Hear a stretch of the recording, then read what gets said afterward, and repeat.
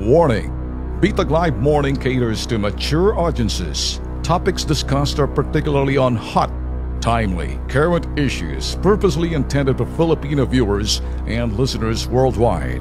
Discussions may contain language that may not be appropriate for some sensitive audiences. If you do not approve of the content listed above, please do not watch our videos. If you wish to continue, we strongly advise that you proceed with caution. Viewer maturity is advised. By the way, sinabi nga pala ni Ombudsman Conchita Morales, mag-ingat sa mga selfie.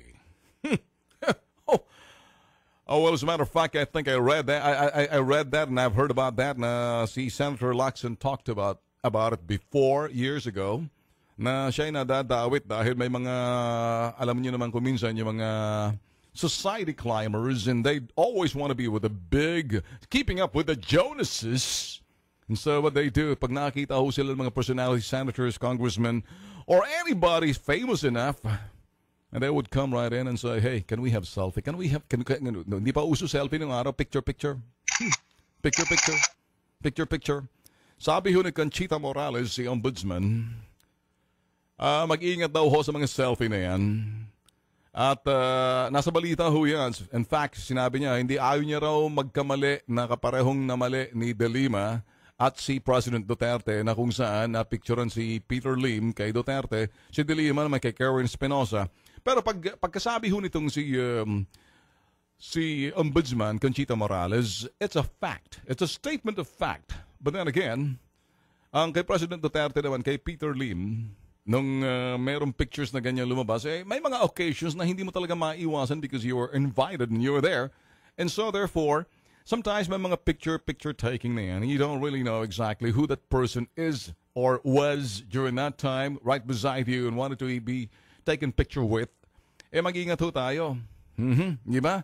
Ang problema ho, may mga sitwasyon tulad nitong kay De Lima nga pala sa Baguio na sinasabi ni Karen Espinosa, inabot yung milyones para dun sa election campaign sa Baguio sa may Burham Park, and there's a place out there sa parking area. Inabot niya. And during those times, it's reconciling dun sa sinasabi niya on the basis na meron siyang pictures. Alright? Pictures with Senator De Lima. So, okay lang sana kung sinasabi ni Kerwin, itong picture namin, pwede kasing sabihin, nagpa-picture ka lang sa akin, hindi naman totoo nangyaring abutan. Hindi ho ba?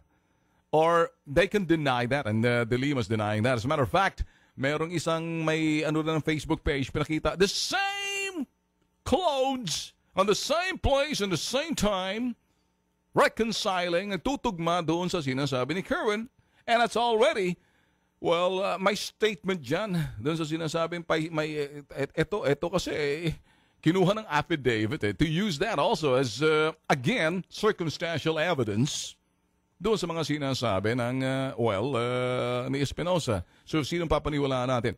Well, the question of the reason why we're talking about this is because true na hindi dapat nagpapaselfie kahit sino kasi sabi nga, jokingly, I don't know if it's a joke on the part of Conchita Morales, sabi niya, next time, pag nagpa-picture, drug lord ka ba?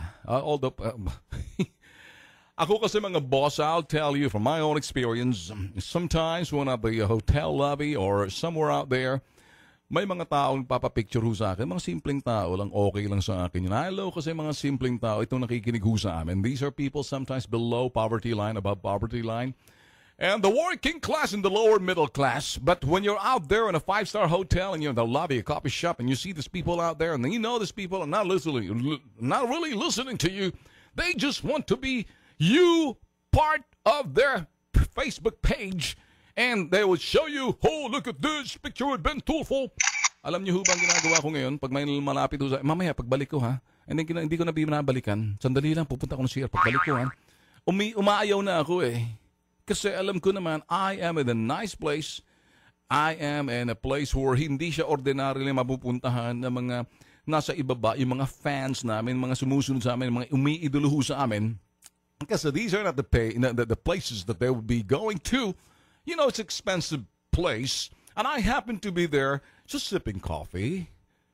And I can afford to be in that place, not because, there's something else that parang sa akin, why am I picking? If you are in a 5-star resort hotel or somewhere out there in a beach resort, and you're out there and you see some people out there with you don't really know who they are, malay mo kung baka drug lord sila, tapos nagpa-picture, tapos may sumabit sila, pagkatapos pati ikaw, nasabit ka roon. Kaya ako, umaayaw na ho ako pagdating sa selfie. I'm sorry, I'm gonna tell you this right now. Fans ko, I know kung sino yun, simpleng tao.